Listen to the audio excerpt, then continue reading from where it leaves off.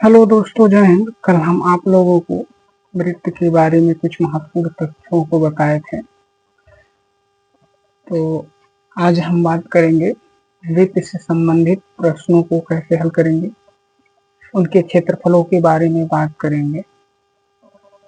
तो हम हर एक बिंदुओं को देखेंगे विस्तार से। जैसे ये बिंदु है, इसको केंद्र बिंदु मान करके चारों तरफ से एक रेखा खींचा जाता है और बीच में इस तरह का गोला बना दिया जाता है। तो जैसा कि आपको पहले बताया जा चुका है कि बीच के जो बिंदु है उसको केंद्र बिंदु कहते हैं, और जो एक घेरा है इसको हम परिधि कहते हैं।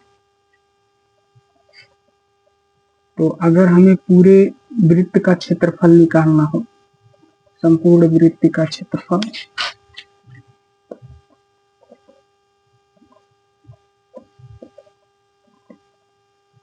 तो संपूर्ण वृत्त का क्षेत्रफल अगर निकालना हो तो पाई आर स्क्वायर के माध्यम से निकालते हैं। ये जो आर होता है यह केंद्र बिंदु से लेकर के एक परिधि तक जो डिस्टेंस होता है, दूरी होता है, उसको हम अर्धव्यास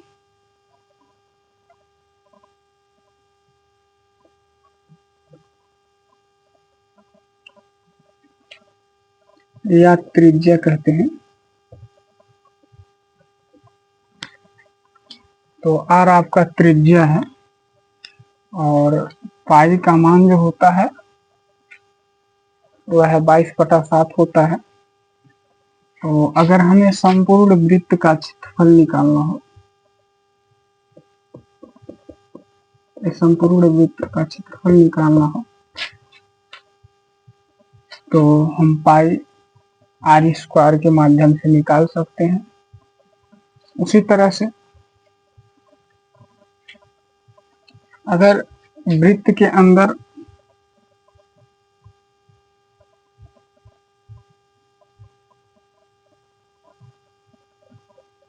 किसी वृत्त के एक हिस्से को, या कहा जाए त्रिज्या खंड का क्षेत्रफल निकालना हो,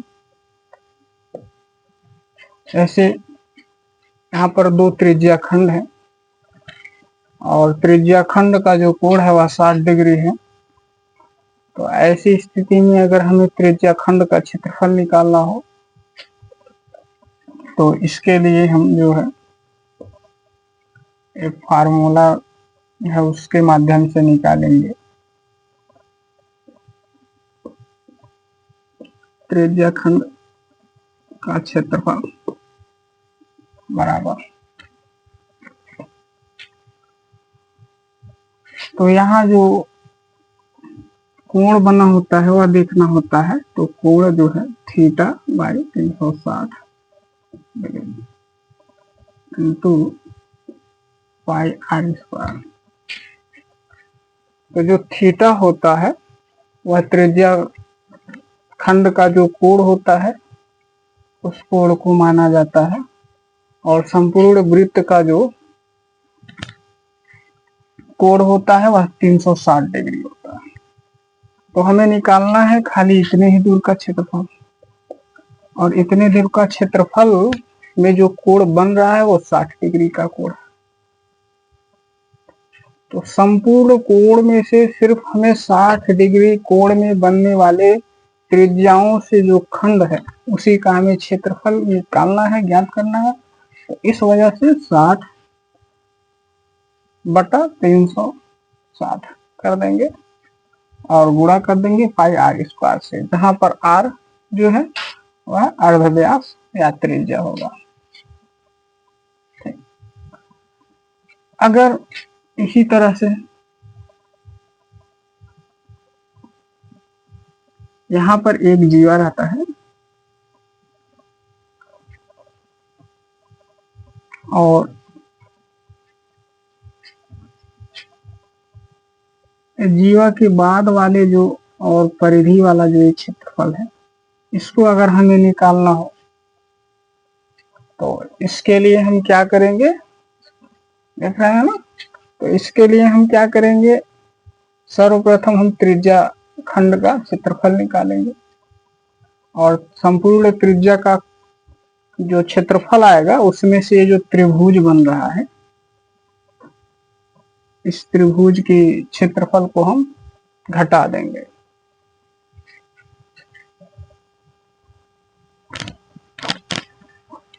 तो यहाँ पर जो फार्मूला होगा उसको निकालने के लिए, तो ये वृत्त का एक खंड है, तो वृत्त खंड का क्षेत्रफल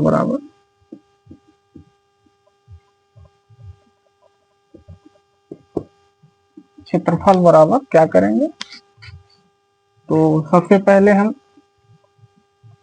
त्रिज्या खंड का क्षेत्रफल निकालेंगे।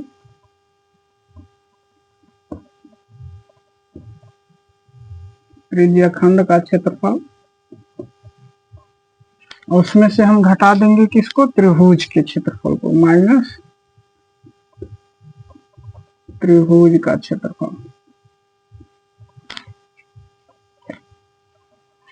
तो ये जो है त्रिज्या खंड का क्षेत्रफल निकालने के लिए हम यही जो है फार्मूला लिखना होगा, और इसी फार्मूले से निकालेंगे theta by 360 into y r square minus, अगर इसको हम ए मानते हैं, इसको बी मानते हैं, इसको सी मानते हैं, तो त्रिभुज ABC का क्षेत्रफल। इसमें हम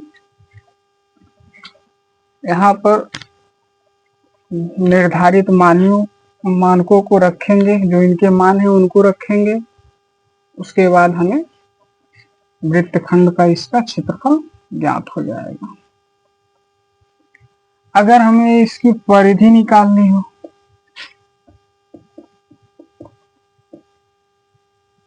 संपूर्ण वृत्त की परिधि निकालनी हो,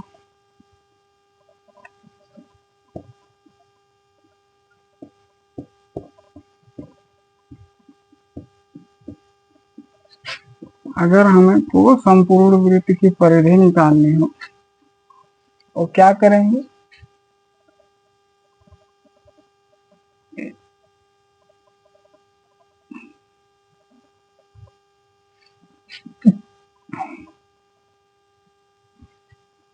तो अगर इसको डी हम कर लेते हैं,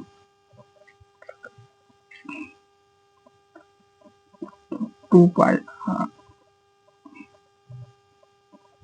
और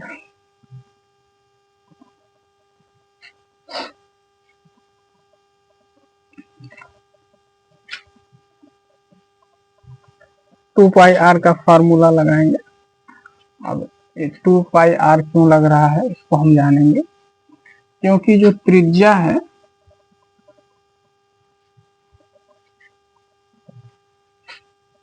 वह देखेंगे यहाँ से बी से लेकर डी तक जो बना हुआ है तो व्यास है। किसी वृत्त के व्यास में 2 त्रिज्याएं होती हैं, तो इसको हम इस तरह से भी लिख सकते हैं, डी या पाई डी लिख सकते हैं, जहां पर ये डी जो है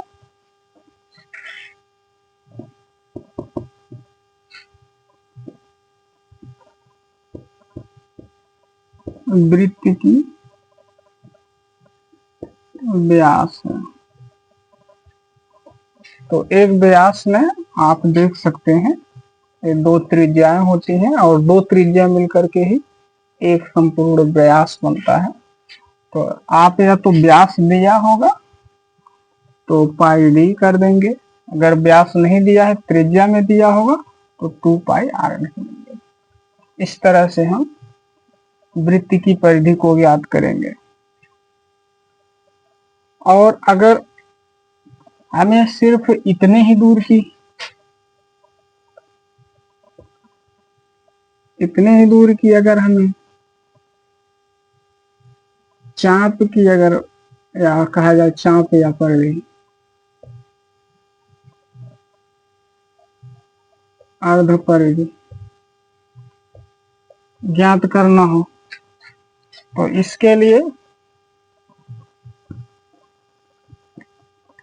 चाप या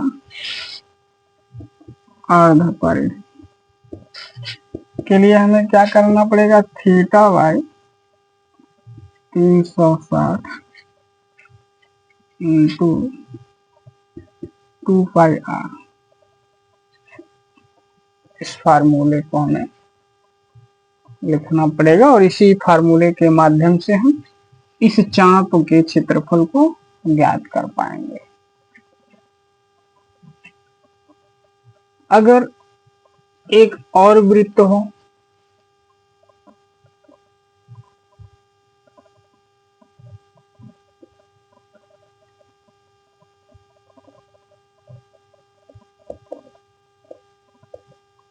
ठीक, तो अगर एक और वृत्त होता है तो ये जो बीच का केंद्र होता है इसको हम संकेंद्र कहते हैं, क्योंकि यह दोनों वृत्त का केंद्र बिंदु है तो इसको संयुक्त केंद्र बिंदु भी कहते हैं।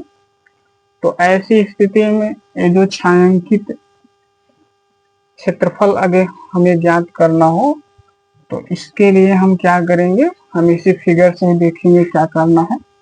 हमें सबसे पहले एक बड़े वाले त्रिज्या खंड का क्षेत्रफल निकालना है और बड़े वाले त्रिज्या खंड के क्षेत्रफल में से हमें छोटे वाले त्रिज्या खंड के क्षेत्रफल को घटा देना है और घटाने के बाद हमें ये छायांकित क्षेत्रफल ज्ञात हो जाएंगे। जैसे मान लीजिए इसको ई कर देते हैं और इसको एफ कर देते हैं और हम देख सकते हैं छायांकित त्रिज्या खंड